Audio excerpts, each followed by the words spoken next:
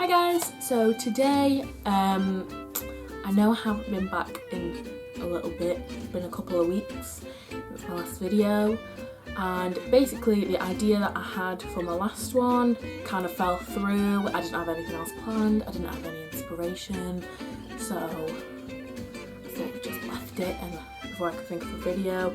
And I do actually have this video and I have my next video planned as well, so should be alright. So today I'm going to be filming a video on hair.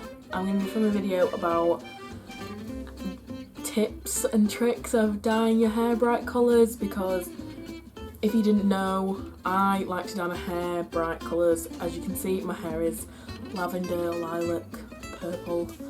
Kind of an impulse decision on Sunday, so I just decided to do it. Maybe one day I'll do like an actual talk through me dyeing my hair, like you can watch me dye my hair, but I'm just showing you some things that I've learned from dyeing my hair quite a few times and like do's and don'ts and stuff like that. And all the videos I've seen of like tips on dyeing your hair bright is normally from like a hairdresser.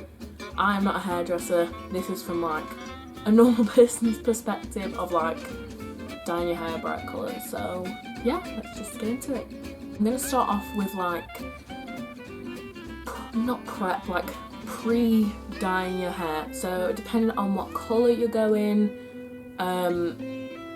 you need to have the right hair. You need to have a light hair colour. Basically, my hair, obviously you've seen in past videos, is like an ashy blonde colour.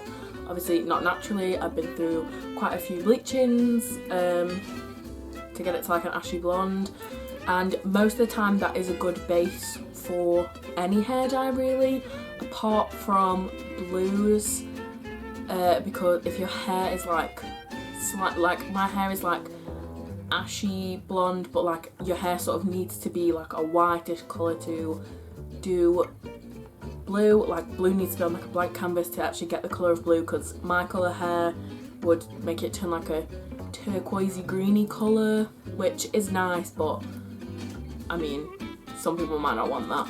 So best thing I recommend if you have blonde hair, to use a silver shampoo before you do any kind of cool toned treatment on your hair. Like I toned my hair before dyeing it purple, which I think definitely helped. So my favourite purple shampoo to use is the Bleach London Silver Shampoo.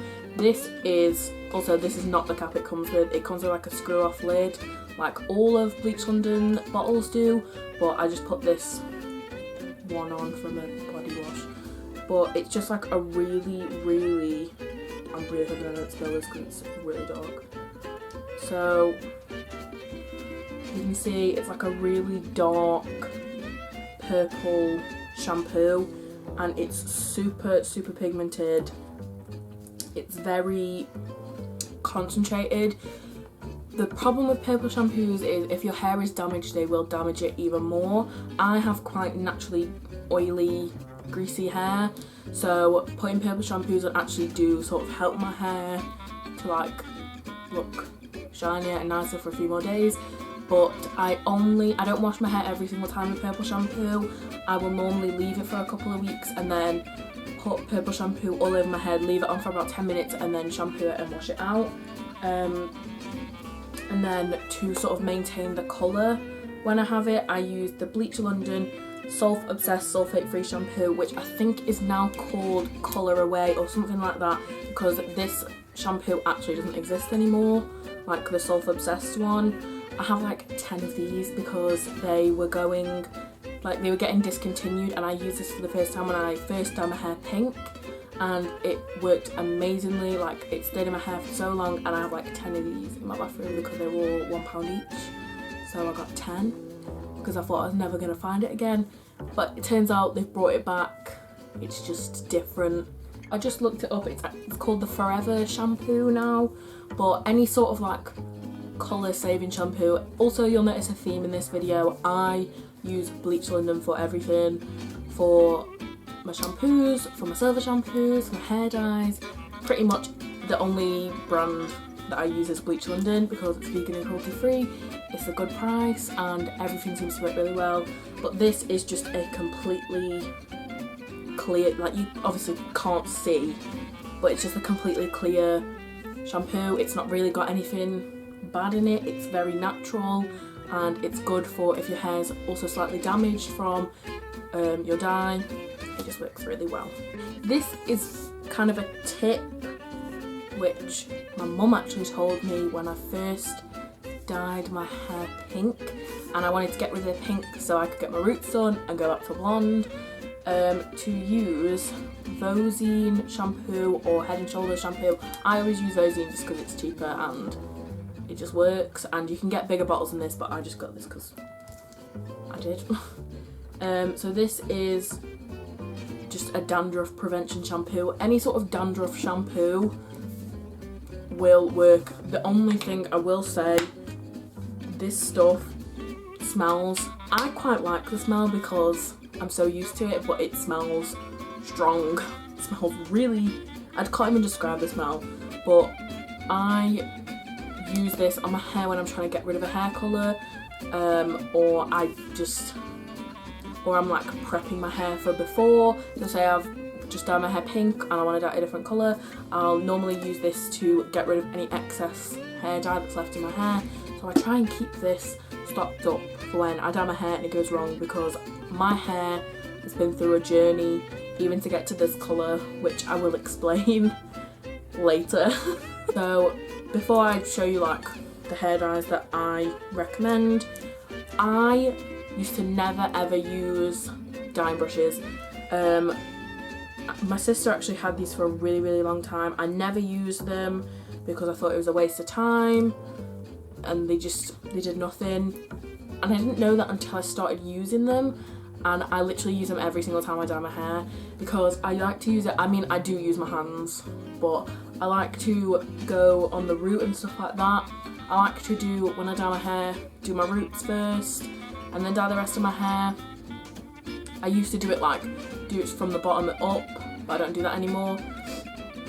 So dyeing brushes, this one has like a little comb on it. I normally will just use a comb. This one's kind of like my emergency one for when I either can't find this one or this one's dirty. And I always use this as well to like mix up my hair dye. So yeah, hair dyeing brushes are an essential. Normally you can get a pack off eBay that's like, you get 3 different kinds of brushes and a bowl. I actually need to get a new version of this hair dyeing brush, so that'll probably be in my life soon. Any dye that you're using, I recommend using a white conditioner because I have used yellow conditioners in the past and they've not altered the colour in the sense of like it's changed the colour, it's more not given its true colour form. So like it's looked different. Like I dye my hair pink once, speaking like Naomi John. I dyed my hair pink once and I used a yellow, like it was just a yellow coloured conditioner and it made it look very peachy, and then I put it on my hair and it was a very bright pink colour, but it looked more muted than it was, so I won't be doing that again. The biggest, cheapest white conditioner you can find, I always recommend. I normally get a Tresemme one just because it's cheap and they're quite big and they're normally on sale, so I always try and make sure I have a spare white conditioner. Another thing I recommend, gloves. Use gloves.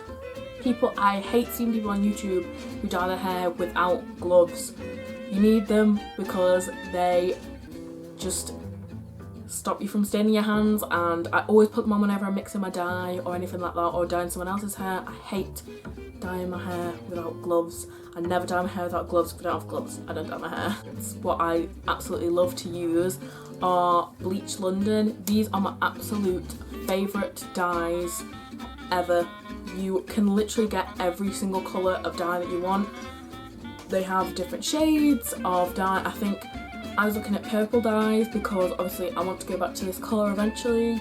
So I was looking at purple dyes and there was like 5 different types of lavender and there was like 3 different dark ones. There's like loads of different ranges and stuff like that. A tip from me personally is buy a darker version of what you want. If you don't mind using the whole bottle on your head, then fair enough, use it. But I buy darker versions of the colour that I want. Like this Tangerine Dream is like a really, really bright fluorescent orange. And obviously when you mix it with conditioner, it dulls it down, so I can either have like a pale, like orangey colour, or I can have like a bright fluorescent orange. I was actually orange a couple of weeks ago, which is one of the other reasons I didn't want to film, because I completely messed my hair up because I did like a homemade colour remover that I'd seen online, and it like bleached my roots when it didn't have bleach in it. So like I was stressed out. Like if you saw my roots before this, you would have all just cringed. But because I put the purple over the top, it's turned the orange roots like brown, so it looks better now. But this dye here, Big Pink, is a staple in my hair dye life, in my life, in everything. I have used this on 2 different people. I've used this on my brown hair, I've used this on my hair when it's looking green. I can't remember if I fixed the greeny grey hair when I was on YouTube, but I use this dye. It fades to a really pretty peachy colour, which if you look at my first video I did in this background, I had like peachy hair. That was because of this. I also just love it. It's a super, super dark, concentrated pink, but you can really mute it down. You can put like the tiniest little bit in and make a rose colour. These bottles will last me, if I dyed my hair every single week, they would last me around about like 5 months probably. My last bottle lasted me about 8 months. And considering I went through a stage of dyeing my hair for it wasn't 3 months. I think it was 4 months. I dyed my hair orange every single week practically, because pink hair does, instead of say orange, I meant to say pink. Pink hair fades quickly, that's the only thing. So I recommend getting something like this because you can just mix it wherever you want, and no matter what you do with pink, it always looks good. I also recommend Directions. Now this, you can probably see, is very empty. I use this on my hair to get this colour. I use the tiniest little dot. Again, it's a very deep concentrated purple colour, and I use the tiniest bit, and I also mixed it with this and a whole bunch of conditioner to get a really nice pastel-y lavender colour. I really, really recommend Bleach London and Directions hair dyes. They're amazing. Highly, highly recommend. Another thing that I recommend is do test strands. Most of the time hair dyes will say do your test strand before to check for allergic reaction. I mean, I recommend that anyway, but I don't personally because I'm not allergic to anything that I know of. So I do recommend doing a test strand of the colour that you want. I did a test strand with the purple because I had the ginger roots, so I wanted to see how they react, if they turned green or something like that. If it turned green on one piece, then I can avoid it, whereas if I put it all over my head and it went wrong, then we had a problem. I test stranded the orange. I didn't test strand the pink hair because that was before I started test stranding hair dyes and stuff like that. So I really, really, really recommend testing, doing a test strand. Sort of do one that's sort of out of sight, so if it goes wrong, you can sort of hide it and you don't really have to worry about it. I also recommend following your own timing instructions. So it says on the Bleach London dyes to leave them on for half an hour. I normally leave them on for, depending on the colour of the hair dye, I'll leave it on for 20 to 25 minutes. This hair dye I left on for about 25 minutes, which I know is only 5 minutes less, but the dyes, the thing with like Bleach London dyes is they get progressively darker as they develop, or like brighter. Like this orange, when I first dyed it, literally looked like a pale creamsicle colour, if you know what a creamsicle is. if you don't, sorry. It looked very pale and like a muted peachy orange, so I put that all over my hair thinking it wasn't going to come out bright, and my hair literally was fluorescent orange. I really, really loved it. I'm definitely going back orange, or maybe a little bit more toned down. With the pink, it always comes out pale and ends up being super, super bright. I don't mind because I really like it. And again with this, if you looked at the hair dye, it was like a really muted baby pink colour, like a rosy pink. It looked like, if you've ever seen like silver conditioners and how pale they are, that's the colour it was. And then when I took it off, it was like a very bright purple when I washed it off. But I really just recommend doing your research. It's honestly, as stupid as it sounds to do research on a hair colour, you have to know like the consequences of a hair colour going in. Like personally, I love the look of blue hair, but I will never ever ever ever dye my hair blue, because my friend dyed her hair blue and it stayed green forever. Literally, like, she's managed to get the green out now, but that's after a year of dyeing it brown. Like, she dyed it brown like definitely over a year ago, and she hasn't touched her hair since, and it's still got like a slight green tinge to it, but like it suits her.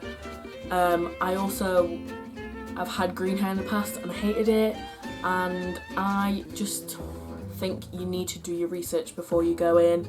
That's why I mainly stick to brighter, like warm toned colours, because they do fade unless it's red.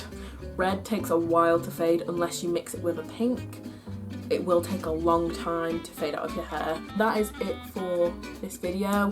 I know it's a bit sort of impulse and strange for me to do like an informational video. It's more about my past experiences. I might make a video talking about my hair dye fails and show some pictures, which personally everyone else doesn't think they're fails. I think they were fails and they looked awful. So I'll definitely do a video about that probably soon. Let me know in the comments below if you could dye your hair any hair colour, what would it be?